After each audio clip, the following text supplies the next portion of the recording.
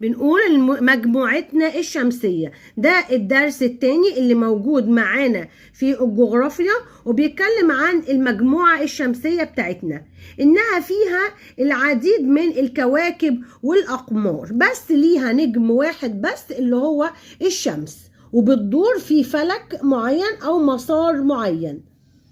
بيقول لي الشمس دي مركز المجموعة الشمسية.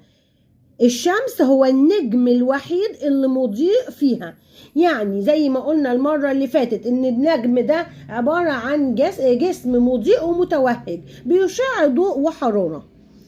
بالرغم ان النجم ده متوسط الحجم، يعني مش كبير جدا ولا حاجة، الا ان حجمه ده بيساوي 1,000,000 مرة قد حجم الارض.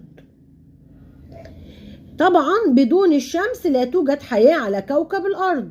ليه؟ أي لأن الأرض هي